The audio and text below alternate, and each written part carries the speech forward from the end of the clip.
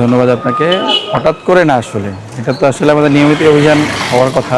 আমরা হচ্ছে আপনি জেনে থাকবেন যে বিদ্যুৎ জ্বালানি ও খনিজ সম্পদ মন্ত্রণালয়ের একটা নির্দেশনার প্রেক্ষিতে মূলত হচ্ছে আমরা গত ১৩ তারিখে একটা গণবিজ্ঞপ্তি জারি করি এবং সেখানে বলা হয় যে সকাল ১১টা থেকে রাত ৮টা পর্যন্ত দোকান খোলা রাখা যাবে, অন্য সময় দোকান বন্ধ রাখতে হবে। এবং এটা হচ্ছে মূলত যেহেতু আমরা জানি যে সারা দেশে বিদ্যুতের একটা ঘাটতি দেখা যাচ্ছে, তো বিদ্যুৎ সাশ্রয়ের লক্ষ্যেই মন্ত্রণালয় কর্তৃক এই নির্দেশ জারি হয়েছে এবং সেটার প্রেক্ষিতে আমরা এই বিজ্ঞপ্তি জারি করেছি।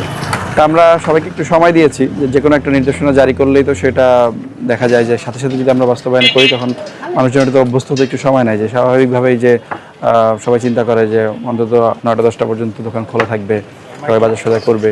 ওই জন্য মানুষ যাতে হচ্ছে ৮টার জন্য একটু অভ্যস্ত হতে পারে, এই জন্য সপ্তাহখানেক সময় দেওয়া হয়েছে। তো আমরা গতকালকে অভিযান করেছি। গতকালকে আমরা গলাচিপার যে মূল বাজার, এই বাজারেই প্রায় হচ্ছে ১৪টা দোকানে হচ্ছে আমরা অভিযান করেছি। এবং আমাদের এই যে আইনটা, এটা হচ্ছে দণ্ডবিধি ১৮৬০। এটাতে বলা আছে যে যদি সরকার কর্তৃক লিখিতভাবে জারিকৃত কোনো আদেশ কেউ অমান্য করে তাহলে তাকে যে শাস্তি দেওয়া হবে আর কি।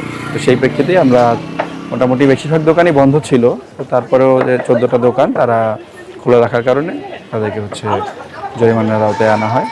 আর আজকে হচ্ছে আমরা মোটামুটি বেশিরভাগ দোকানে বন্ধ পেয়েছি।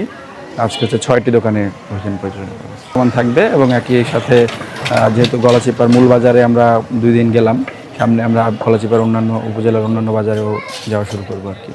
সকলের সচেতনতার জন্য আমরা এটা বলে রাখতে পারি যে আপনারা সরকারি নির্দেশ মান্য করুন। এবং বিদ্যুৎ সাশ্রয় যেহেতু আমাদের সকলের জন্যই প্রয়োজন, বিদ্যুৎ সাশ্রয় হলে এটার ভুক্তভোগী, এটার উপকারভোগী আসলে আমরা সবাই হব।